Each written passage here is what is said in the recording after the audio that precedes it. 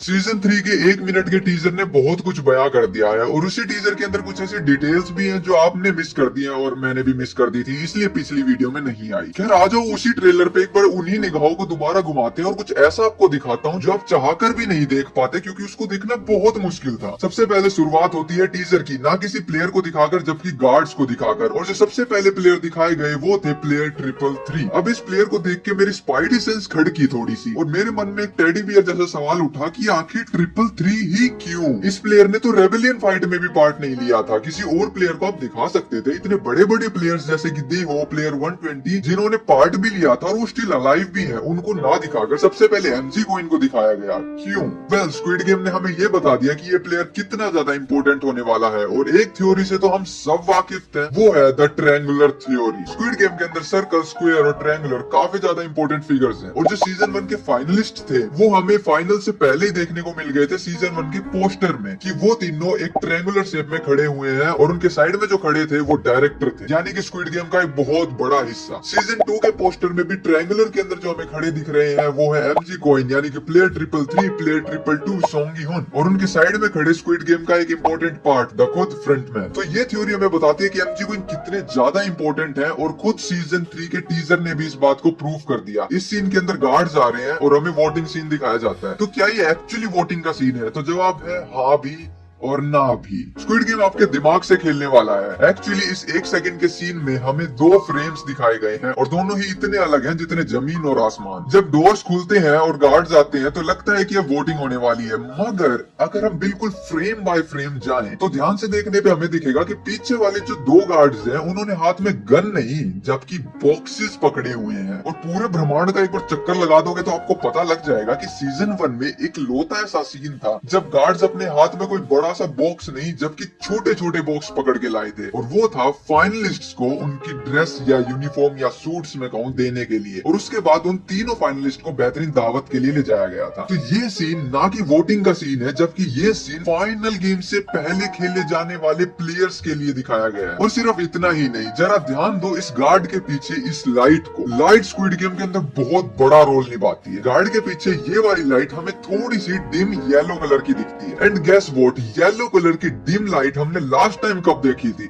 Of course final से पहले। तीसरी बात सुनो, अब तो कंफर्म कर दूंगा इस चीज को, the piggy bank. Piggy bank को हम फ्लोर के ऊपर रखा हुआ देख सकते हैं और पिगी बैंक को फ्लोर पे कब रखा जाता है? जब वो फुल हो जाता है। और वो फुल कब हो जाता है? जब सारे प्लेयर्स एलिमिनेट हो चुके होते हैं, यानी फाइनल जीती हुई धनराशि को आपको सौंप दिया जाता है। लेकिन मैं कहूँ कि इस बार फाइनल जो जीतने वाला प्लेयर है वो इकलौता नहीं है, एक से ज्यादा है। तो क्या एक्चुअल में जब हम पिगी बैंक को देखेंगे तो पता लगेगा कि वो इतना भरा हुआ है कि इस वक्त तक जिंदा बचने वाले प्लेयर्स की संख्या 1, 2, 3 या 4 है, उससे ज्यादा तो नहीं। और वही प्लेयर्स फाइनल को खेलने वाले हैं। मगर जो हमारे सोंगी हुन है वो कभी भी स्क्विड गेम में दोबारा उसको जीतने के लिए नहीं आए थे। उनका मेन मकसद था इस गेम को रुकवाना। और क्योंकि स्क्विड गेम सीजन 3 फाइनल होने वाला है, यानी कि सीजन 4 नहीं आएगा, तो इसका मतलब स्क्विड गेम को दोबारा जिंदगी में कभी नहीं खेला जाएगा। खेलेंगे तो हमें नहीं दिखाएंगे, ठीक है, हम नहीं देखेंगे, टेंशन मत लो। तो चांसेस है कि इस मनी को जो जीत के ले जाएंगे वो 1 से ज्यादा प्लेयर होंगे, क्योंकि अगर एक ही प्लेयर जीत के ले गया तो स्क्विड गेम का मकसद पूरा हो गया, जो कि था किसी एक प्लेयर को विनर बनाना। और अगर स्क्विड गेम का मकसद ही पूरा हो गया तो स्क्विड गेम बंद क्यों होएगा? अब अगर स्क्विड गेम को बंद करना है तो उसके मकसद को रोकना होगा और उसके मकसद को तभी रोक पाएंगे जब किसी एक से ज्यादा 2-3 विनर्स को हम निकाल देंगे। दैट्स व्हाई मुझे ऐसा लगता है कि हमें इस बार विनर एक नहीं जबकि एक से ज्यादा देखने को मिलेंगे। बाकी कुछ भी हो सकता है, एब्सोल्यूट सिनेमा देखने को मिल रहा है हमें। नाउ अब तक स्क्विड गेम ने कितने गेम्स को ऑफिशियली रिवील कर दिया है और टोटल कितने गेम खेले जाएंगे? तो अदालत सीजन 1 को मद्देनजर रखते हुए इस नतीजे पे पहुंची है कि सीजन 3 में भी हमें टोटल 6 गेम देखने को मिलेंगे। ना कि सिर्फ सीजन 3 में बल्कि सीजन 2 और 3 को मिलाकर 6 गेम, यानी कि सीजन 2 के 3 हो चुके हैं और सीजन 3 में भी हमें 3 गेम देखने को मिलेंगे। और कमाल की बात यह है कि स्क्विड गेम ने ऑफिशियली 2 गेम्स को रिवील कर दिया है। जो 4th गेम होने वाला है वो होगा हमारा रेड बॉल ब्लू बॉल, और जो 5th गेम होने वाला है वो होगा वो 2 डोल्स जो हमें दिखाई गई थी, जिसको जैक एंड द जिल का भी नाम दिया गया था। लेकिन वो जैक एंड द जिल नहीं होने वाला है। ऐसा मैं जस्ट इसलिए कह रहा हूँ क्योंकि सीजन 3 का टीजर निकाल के स्क्विड गेम ने ये प्रूफ कर दिया था कि क्रिएटर्स लोग, आप जो सोच रहे हो हम कुछ ऐसा दिखाएंगे जो आपकी सोच के परे होगा। एंड द सिक्स्थ गेम क्योंकि वो फाइनल होने वाला है तो स्क्विड गेम उसका मजा खराब नहीं करेगी, तो इसलिए सिक्स्थ की अभी तक ऑफिशियली झलक तक नहीं दिखाई गई है। तो हमारे आंखों के सामने जो गेम्स हैं उनकी बात कर लेते हैं। The red ball blue ball, इस इकलौते गेम ने स्क्विड गेम का सबसे बड़ा रूल तोड़ दिया है और ये सबसे ज्यादा डेडली, सबसे ज्यादा खतरनाक और सबसे ज्यादा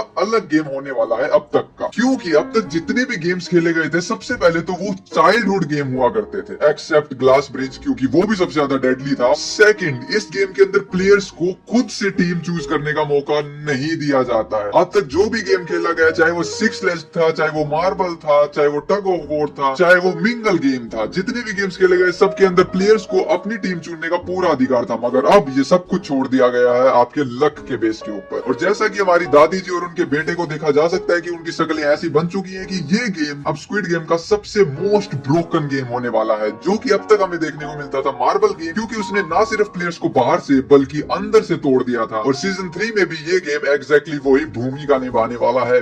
ये गेम 4th नंबर पे होने वाला है, ना कि 5th नंबर पे और ना ही 6th नंबर पे, क्योंकि इस गेम के अंदर हम प्लेयर्स को देख के ये कंफर्म कर सकते हैं। 96 प्लेयर हमारे बचे थे मिंगल गेम के बाद में, लेकिन उसके बाद रेबेलियन फाइट हुई, कुछ प्लेयर्स को मार दिया गया, तो उसके बाद एप्रोक्स आसपास कुछ 50 प्लेयर्स बचे थे और लगभग उसी प्लेयर्स के आंकड़ों को यहाँ पे देखा जा सकता है। तो इसका मतलब उसके बाद कोई नहीं मरा है, तो ये 5th गेम या 6th तो है नहीं, तो ये डेफिनेटली 4th गेम होने वाला है। मगर ये गेम है क्या? खैर, गेम पे आने से पहले कुछ ऐसी और क्रेजी बातें जो आपने इस छोटे से सीन में मिस कर दी। टीजर के अंदर इस गेम से जितना भी कुछ दिखाया गया है वो काफी ज्यादा माइंड ब्लोइंग है। सबसे पहले तो इस गेम को जैसे इंट्रोड्यूस किया गया, हमें गेस व्हाट किस प्लेयर को दिखाया गया, अगेन प्लेयर 333। और इस पॉइंट पे 100 के बजाय 200% ये स्क्विड गेम ने कंफर्म कर दिया कि ये जो प्लेयर है ये कुछ रचेगा और ये कुछ गंदा ही रचेगा। इस प्लेयर को एज ए मेन प्रोटैगनिस्ट मान के चलिए आप लोग। उससे अगले कुछ सीन्स में हम देखते हैं कि प्लेयर्स बॉल निकाल रहे हैं जो कि रैंडम है, लेकिन एक चीज जो यहाँ पे आपने नोटिस नहीं करी, जब भी प्लेयर्स बॉल को निकाल रहे हैं तो पीछे खड़े हुए प्लेयर उन प्लेयर्स की तरफ देख रहे हैं जो कि इस वक्त बॉल्स को निकाल रहे थे। मगर जैसे ही द मेन प्रोटैगनिस्ट खुद लॉबी में एंटर करते हैं तो सभी प्लेयर्स मुड़ कर देखते हैं। यहाँ पे दो चीजें हो सकती हैं कि इन प्लेयर्स को कोई उम्मीद नहीं थी कि सोंग ह्यून इस गेम में आने वाले हैं, क्योंकि इससे पहले हमने देखा था कि उनको हैंडकफ्स के साथ में बांध रखा है। इसलिए जब बॉल निकाली जा रही थी तो सभी प्लेयर्स देख रहे थे, मगर उसके बाद सभी प्लेयर्स दूसरी तरफ मुंह करके खड़े हो गए। क्यों भाई, सोंग ह्यून की बारी रह रही थी, इस तरफ मुंह क्यों कर लिया? तो प्लेयर्स को ऐसा दिखाया गया था कि सोंग ह्यून इस गेम में नहीं होंगे, मगर उनको लास्ट में लाया गया है। ये जो गेम होने वाला है ये टीम बेस्ड होने वाला है और इसके अंदर दोनों टीम्स को सेपरेटली देखा जा सकता है, ब्लू टीम और रेड टीम। मगर एक इसके अंदर बहुत बड़ा ही झोल देखने को मिला मेरे को, और वो है हमारे प्लेयर 333, दोबारा से वही मेन प्रोटैगनिस्ट। हम इनको इस वक्त ब्लू बॉल की टीम में खड़ा हुआ देख सकते हैं। मगर भैया जी, इसके बाद जो हमने जितने भी सीन्स देखे हैं उनके अंदर उन्होंने रेड कलर की वेस्ट पहनी हुई है, इसका मतलब वो रेड टीम में है, मगर इस वक्त तो वो ब्लू टीम में खड़े हैं। तो अब ऐसा तो हो नहीं सकता कि स्क्विड गेम ने बहुत बड़ी मिस्टेक कर दी हो, नो चांस। तो मेरे को लगता है कि ये गेम वर्क ही कुछ ऐसे करता है, क्योंकि हमें कोई आइडिया नहीं है कि ये गेम वर्क कैसे करता है। तो मे भी आप प्लेयर को मार के उनकी वेस्ट ले सकते हो, टीम चेंज कर सकते हो, no one got any idea. मगर ये गेम आपके दिमाग से बहुत खेलने वाला है, क्योंकि ये गेम ही होने वाला है द मेज, ना कि सिर्फ प्लेयर्स के लिए मगर ऑडियंस के लिए भी शायद। देखो के दिखाए गए हमें ये दो सीन सेम उस तरीके से अलग हैं जिस तरीके से गार्ड्स के दिखाए हुए वो दो सीन्स थे। इन दोनों सीन में भी जमीन आसमान का फर्क है, क्योंकि जब बॉल्स को सिलेक्ट किया गया तो देहो वहां पीछे खड़े हमें दिख रहे हैं, एंड अगले ही सीन में जब देहो दूसरे प्लेयर की साइड देख रहे हैं तो वो अदर प्लेयर से सराउंडेड है। इसका मतलब ये दूसरे वाला सीन उस फर्स्ट सीन से बहुत ज्यादा बाद का है। तो एक्चुअली ये सीन हमें ये दिखाता है कि देहो ने 4th गेम को सरवाइव कर लिया है, और ये अगला सीन जो हमें देखने को मिल रहा है ये 5th गेम के एरिना से है। एंड हमारी प्लेयर O44 जहाँ ये प्लेयर्स के ऊपर मंत्र पेल रही है, वहाँ गार्ड किसी प्लेयर को ही पेलने लग रहे हैं। पीछे देखो ये क्या होने लग रहा है। वेल, यहाँ पे भी बहुत सारी थ्योरीज निकल के आती हैं, जस्ट बिकॉज कि यहाँ पे हमें प्लेयर का ना तो हमें वेस्ट अच्छे से देखने को मिल रहा है और ना ही उनका चेहरा। बट थोड़ा सा अगर ध्यान दें तो मे भी वो एक ब्लू कलर का वेस्ट पहने हुए कोई प्लेयर। यहाँ पे भी दो मेगा थ्योरीज हो सकती है कि एक हमारे एमजी कोइन, जो ऑफ कोर्स अब मेन प्रोटैगनिस्ट के रूप में हमें देखने को मिल रहे हैं, उन्होंने अपनी टीम को बदलने की कोशिश करी किसी दूसरे प्लेयर के साथ में, क्योंकि वो प्लेयर 222 को बचाना चाहते थे, क्योंकि हमने उनकी केमिस्ट्री को पूरे सीजन 2 में देखा है। तो इस चक्कर में वो टीम बदल रहे थे और ये घपला करते हुए वो पकड़े गए और गार्ड भैया आगे उनके माथे पे बंदूक टेक दिए। या फिर कुछ ऐसा हो सकता है कि दो प्लेयर्स आपस में लड़ भीड़ बैठे कि मेरे को ब्लू बॉल दे, मेरे को रेड बॉल दे, ले घुसन, और गार्ड्स ने उन्हें देख लिया कि तुम्हारे मामा का घर है या लड़ रहे हो, चुपचाप नहीं बैठा जा रहा। या फिर इन दोनों चीजों में से कुछ एक डेफिनेटली उधर हुआ है। Now now this box is biggest mystery.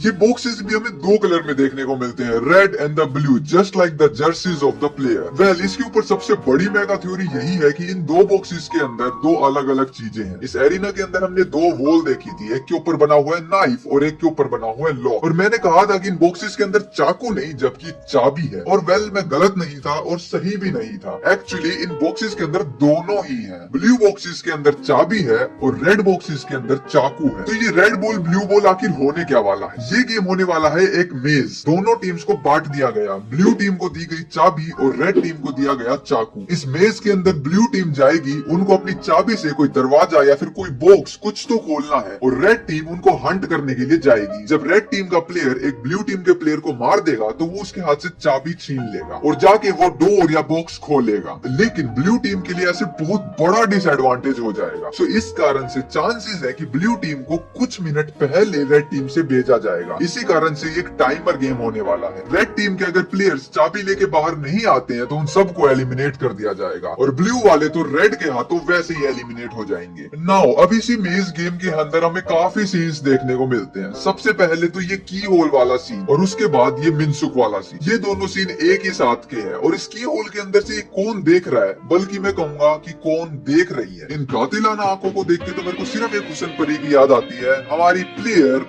O44 है। क्या लगा मैं सेबियो का नाम लूंगा? कद्दू ले रहा हूँ मैं सेबियो का। नहीं यार, ये सेबियो का ये है भाई, ये चुड़ैल औरत ये है। अब इस चुड़ैल औरत और हमारे नर्ड बॉय के बीच में हमें एक 1v1 देखने को मिलता है। अब सभी सोच रहे होंगे कहाँ वो बेचारा छोटा बच्चा इस चुड़ैल औरत के सामने टिकने वाला है। एक्चुअली नहीं, यहीं पे बहुत बड़ा ट्विस्ट है। हमारे मिनसुक ने प्लेयर O44 को एलिमिनेट कर दिया। मगर हाउ? मिनसुक जैसा प्लेयर किसी को कैसे मार सकता है? आज वो दोबारा से वर्ल्ड का एक टूर लेके आते हैं और जैसा मैंने काफी बार बताया हुआ है कि स्क्विड गेम के अंदर हमें in real life references plus दूसरी मूवी के रेफरेंसेस अच्छी मात्रा में देखने को मिले हैं। तो हाल ही में नेटफ्लिक्स ने एक काफी फेमस सीरीज का सीजन 2 रिलीज किया है। एंड गेस व्हाट, वो कौन सी सीरीज है? Weak Hero Class 2। अब आप सोच रहे हो कि वीक हीरो क्लास 2 का स्क्विड गेम से क्या ही लेना देना है। वीक हीरो क्लास 2 जो है वो एक ऐसे बच्चे के ऊपर है जो कि बुली होता था, नर्ड था, सबसे पिटाई खाता था। मगर इस पॉइंट से लेके आज का दिन है जब पूरा स्कूल उस लड़के से डरता है। तो इससे स्क्विड गेम क्या बताना चाह रहा है कि जब एक नर्ड बच्चे को ये पता लगता है कि उसके अंदर कितनी ताकत है, वो एक्चुअली इसको मार सकता है, तो उसके अंदर एक बहुत बड़ा एड्रेनलिन बूस्ट होता है और उसको अब लगने लगता है कि अब तो मैं किसी को भी हरा सकता हूँ, अब तो किसी से भिड़वा दो, अब तो थैनोस को वापस ले आओ। तो इनके चेहरे पे जो डर है ये साफ बयां कर रहा है कि मिनसुक बेटा या तो आज लड़ ले या मारा जाएगा। तो मिनसुक ने अपनी पूरी हिम्मत दिखाई और प्लेयर O44 को एलिमिनेट कर दिया। अब ये कोई हवा में तीर नहीं मार रहा हूँ मैं। अब देखो मैं क्या बताने वाला हूँ। एक ऑफिशियल फोटो जो स्क्विड गेम ने रिलीज किया है उसके अंदर हम मिनसुक को खड़ा देख रहे हैं। सबसे पहले उनकी जर्सी के ऊपर ब्लड लगा हुआ है। ये ब्लड ये कंफर्म करता है कि उनने किसी न किसी प्लेयर की तो धुलाई करी है और वो किस प्लेयर से लड़ रहे थे, 044 से। और जिस जगह पर मिनसुक खड़े हैं वो जगह को अगर हम ध्यान से देखें तो वो एक्चुअली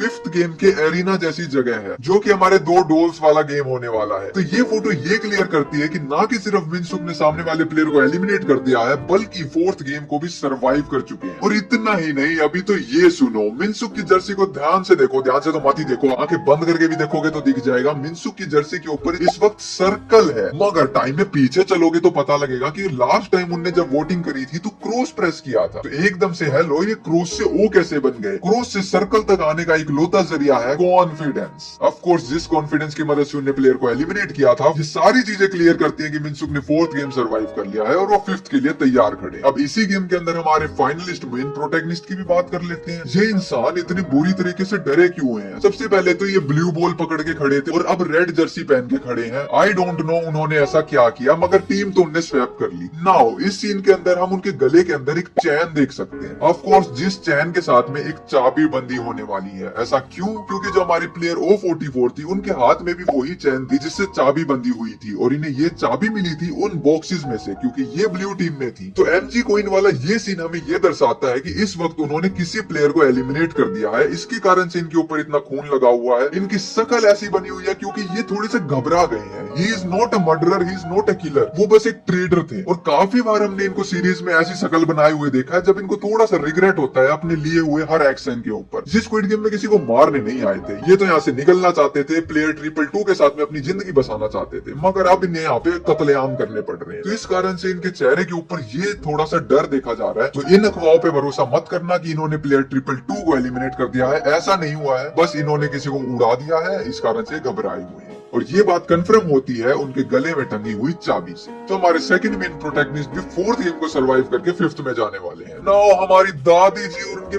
बेटे जी की बात कर लेते हैं। हमारे दादी बेटे का बहुत ही प्यारा और पवित्र रिश्ता था, लेकिन हमारी दादी जी यहाँ फूट फूट के रो रही हैं। पता नहीं मेरी कमेंट्री के अंदर से कहां से अलग जानवर जाग के आता है। सैड सीन है यार ये। तो हमारी दादी जी यहाँ पे सैड है। 90% चांसेस है कि उनके बेटे जी यहाँ पे रपट गए हैं। लेकिन ये बात तो सबको समझ में आ गई होगी। एक चीज जो यहाँ पे जनता जनार्दन के समझ नहीं आई वो है हमारे दादी जी के खुले हुए बाल। नहीं, दादी जी अपने 20s में नहीं जा रही हैं कि अब खुले बाल रखेंगे और फोटो शूट कराएंगे बीच पे जाके। नहीं, एक्चुअल में उन्होंने अपने बालों में एक बहुत ही क्रेजी वेपन छुपाया हुआ था जो कि एक नाइफ था। तो उस पूरे नाइफ को पूरे स्क्विड गेम सीजन 2 तक छुपा के रखा गया, एक बार भी उसका यूज नहीं हुआ, और सीजन 3 में वो नाइफ एकदम से गायब हो गया। वेल, ऐसा नहीं हो सकता ना ना ना। हमारी दादी जी थी रेड टीम के अंदर, सो उनके पास में तो नाइफ ऑलरेडी था। तो उनके जो हेयर पिन में नाइफ था उन्होंने खुद के सर्वाइवल के लिए तो उसको डेफिनेटली यूज नहीं किया। तो वो नाइफ गया कहाँ? फिर से आती है दो क्रेजी थ्योरीज। सबसे पहले उनके जो बेटे जी थे वो थे ब्लू टीम में, यानी उनके पास कोई नाइफ नहीं था। तो दादी जी ने वो नाइफ निकाला और अपने बेटे जी को दे दिया कि जाओ बेटा विजयी भव, कर दो कत्ले, खुलेआम सिस्टम है, कर दो, सारा पैसा लेके घर जाएंगे, माँ बेटा इसकी भैंस करना। लेकिन इतना मोटिवेट करने के बाद भी हमारे बेटे जी पिलपिला गए। नहीं नहीं नहीं नहीं, दया कुछ तो गड़बड़ है। उस नाइफ को इतनी इजीली तरीके से बर्बाद नहीं करेगा यार स्क्विड गेम। पूरे सीजन संभाल के रखा, बेटे जी को दिया और बेटा जी पिलपिला गया, क्या मतलब? नहीं, तो वो नाइफ दादी जी ने बेटे जी को नहीं दिया, बल्कि उससे भी किसी और इम्पोर्टेंट प्लेयर को दे दिया। हमें पता है हमारी दादी जी सेंसिटिव है दूसरे प्लेयर्स के प्रति, जैसे pregnant lady, player 120। So there are chances कि जो नाइफ है या तो उन्होंने डायरेक्ट ही उनमें से किसी प्लेयर को दे दिया बचाने के लिए, या फिर उन्होंने नाइफ दिया तो अपने बेटे जी को ही था, लेकिन उनके बेटे जी दादी जी से भी एक लेवल नेक्स्ट दानवीर थे, तो उन्होंने उस नाइफ को किसी और प्लेयर को दे दिया। इस कारण से उस नाइफ की मदद से वो दूसरे प्लेयर बच गए, लेकिन बेटे जी टपक गए। तो नाइफ तो गया है, या तो दादी जी ने दिया या बेटे जी ने दिया, और हमारे बेटे जी 90% एलिमिनेट हो चुके हैं। बाकी स्क्विड गेम कुछ भी कर सकता है, हो सकता है बेटे जी एलिमिनेट ना हो, कोई और एलिमिनेट हो गया, और हो सकता है दादी जी ने किसी को एलिमिनेट कर दिया हो। और एक दादी जी 80 साल की उम्र में पहला मर्डर कर रही है अपना, खुशी तो होगी नहीं उनको। समंदर के गोते लगाते हुए आ रहे हैं हमारे पुलिसमैन, हमारे बोटमैन जो कि बोट को लेके फरार हो गए हैं। वीआईपी जो छत के ऊपर से उड़ के आइलैंड पे आ रहे थे वो